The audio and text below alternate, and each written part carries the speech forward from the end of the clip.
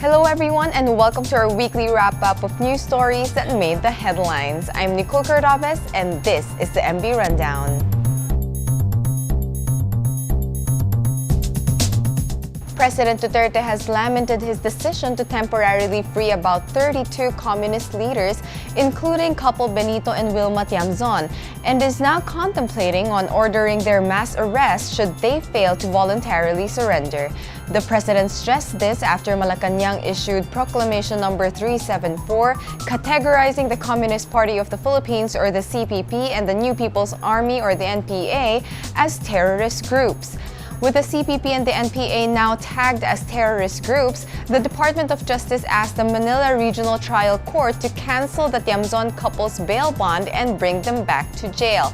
Apart from the Adamsons, the DOJ also sought to bring back to jail the couple's co-accused and fellow communist leader, Adalberto Silva. All of the said communists are facing multiple murder charges before the Manila RTC over the alleged 1985 purge in Leyte of communist rebels suspected of being military informants. Government Peace Panel Chief Negotiator and Labor Secretary Silvestro Bello III also urged all communist leaders conditionally freed by the government to surrender to authorities. Immigration agents at the Ninoy Aquino International Airport have been ordered to keep an eye on foreigners arriving as transit passengers following the recent foiled attempts by a syndicate to smuggle illegal aliens to the United Kingdom using Manila as a jump-off point.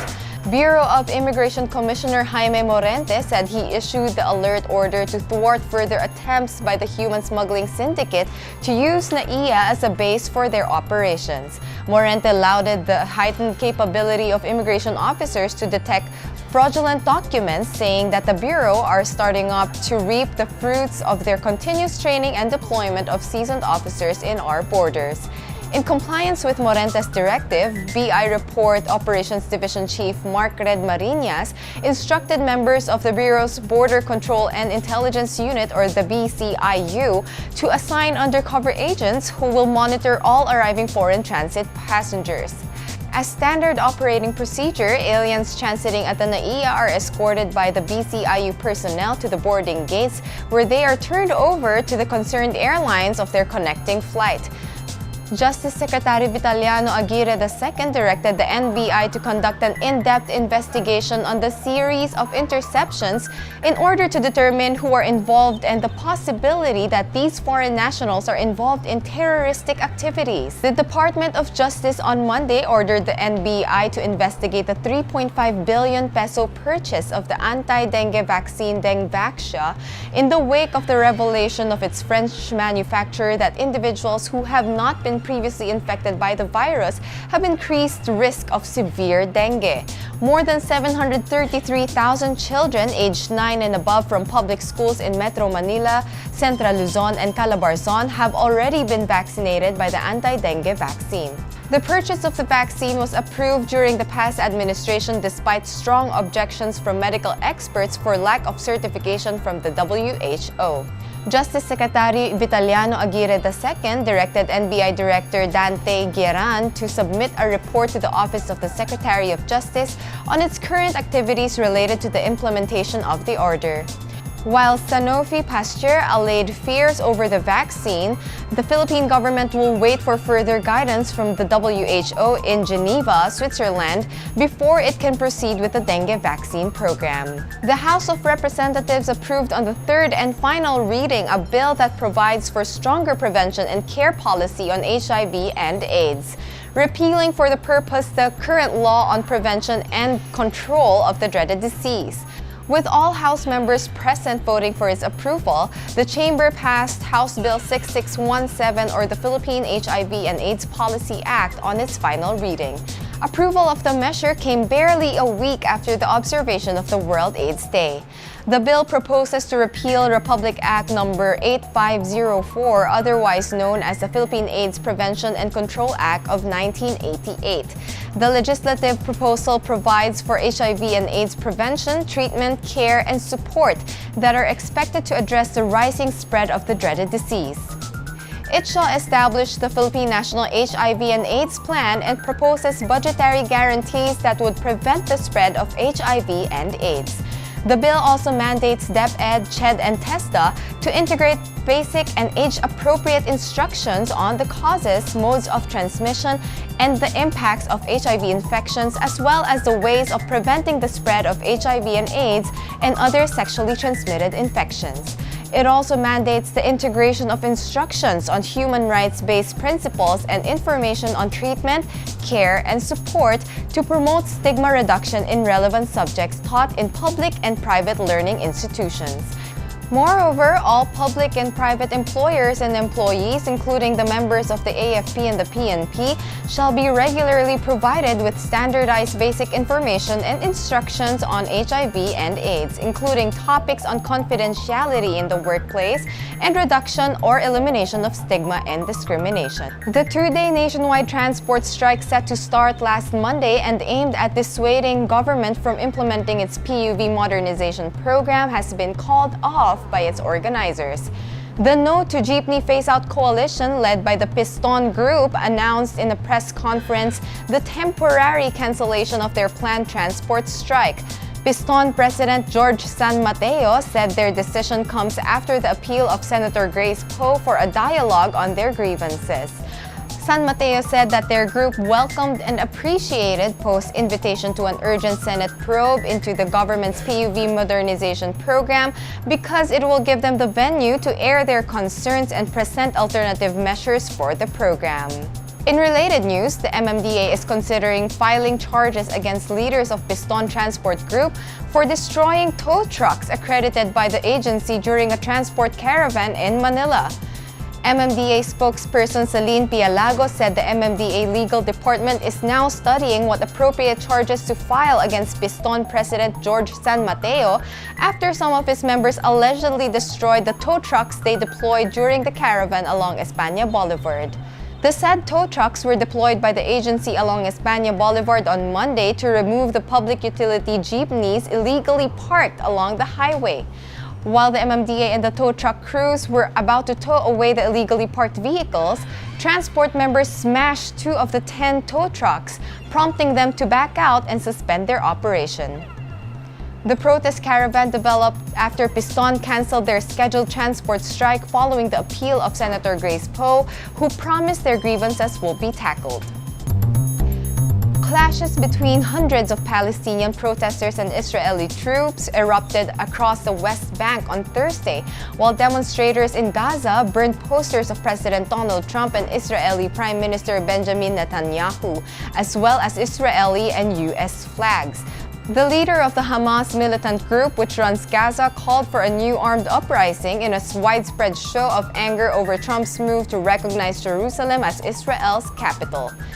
Crowds of protesters set tires on fire and hurled stones at anti-riot troops. In the biblical town of Bethlehem, troops fired water cannons and tear gas to disperse a crowd in clashes that could cloud the upcoming Christmas celebrations in the town of Jesus' birth. Trump's dramatic break on Wednesday with decades of U.S. policy on Jerusalem counters long-standing international assurances to the Palestinians that the fate of the city will be determined in negotiations. The Palestinians seek Israeli-annexed East Jerusalem, captured by Israel in 1967 as a future capital. The Israeli military said it would deploy several battalions to the West Bank ahead of Friday, while other troops have been put on alert to address possible developments. Passengers of the Philippine Airlines flight PR659 from Dubai definitely had a memorable homecoming as they experienced a warm welcome with surprise treats once they landed. As a result of the combined efforts of Globe Telecom, Philippine Airlines, and Manila International Airport Authority, passengers, mostly OFWs, were all smiles upon arriving at the baggage claim area of the NAIA Terminal 2. We got a great morning. I'm personally very excited, right? I'm really excited to see it specifically around our overseas Filipinos coming back on this flight this morning from the Middle East. And returning back for the holidays. So it's actually quite emotional because it's great to welcome them back home and to give them a little bit of a gift and a taste of the holiday season before they see their families when they walk out of here. Of course, we want to give honor and tribute to our overseas Filipino workers, as well as our visiting friends and relatives from Dubai. So this is just a little way for us by saying thank you for being such a modern day hero for all of us. The baggage carousel was filled with surprise treats for each and every passenger. In the background, a group of singers provided festive Christmas tunes. Santa Claus also dropped by to spread more holiday cheer in welcoming our country's modern-day heroes. Well, this is another time of the year when these big institutions come together, to give back something to the Filipino travelers. So it's Christmas time. It's time to give what they have and reward them for, coming back home. Passengers were elated upon receiving their treats and shared their excitement to be with their families during the holiday break. Masaya kasi ang saya talaga. Nakakaiyak yung saya.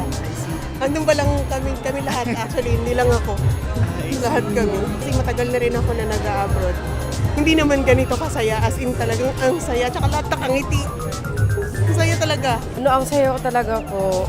Masaya talaga ako kasi ni-welcome ko eh. First time ko kasi may nag-welcome ganito. Through the surprise event, Globe with Pal and Mia delighted the Filipino passengers as well as the international visitors. Advance Merry Christmas to all of you and welcome back home.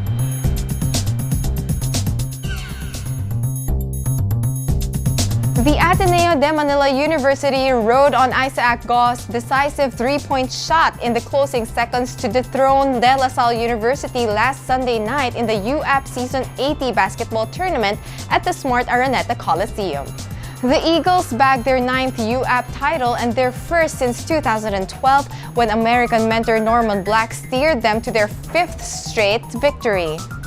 The winner-take-all match got off to a familiar start, with the Eagles taking control early on before stretching it to as high as 10 points off Ravenna's 2 free throws to the end of the first quarter. The Archers, however, dug themselves out of an early hole behind their physical defense that gave them the lead courtesy of Prince Rivero.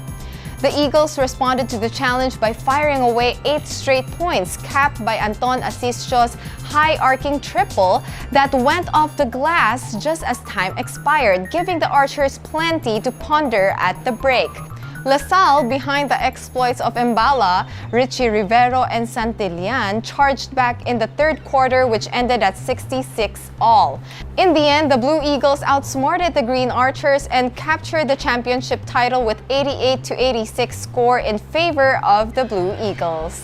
In related news, another university in blue has a reason to celebrate. The Adamson University Pep Squad proved that last year's surprise podium finish was no fluke, as it captured its season's UAP Cheer Dance competition title at the Mall of Asia Arena in Pasay City last Saturday. Adamson imbibed a retro theme and performed to the tune of iconic hits from OPM disco group VST and Company to wow the judges and the estimated 19,000 fans inside the arena. Their jaw-dropping tosses, stunts, and pyramids secured them high points from the judges to win their first crown, but also eclipsed their bronze medal finish last year. They also won 340,000 pesos cash prize for their jaw-dropping performance. The University of Santo Tomas Salingawi dance troupe, with its tiger getup, leaned on its flawless dance routine to retain the silver finish for the second time and received a cash prize worth 200,000 pesos. The University of the East Pep Squad lived up to their unexpected, unending theme with their fiery red attire by surprisingly clinching the bronze and the 140,000 peso cash prize. National University Pep Squad, meanwhile, failed to defend their title and settled for 4th. Returning from their protest last year, the University of the Philippines Pep Squad failed to make a huge comeback and placed 6th. Meanwhile, FEU topped the group stunts competition, followed by Adamson and UP.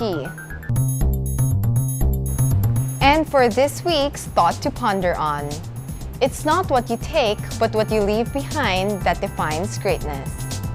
And that's it for this week's edition of the MB Rundown. I'm Nicole Cordovez. Have a great weekend.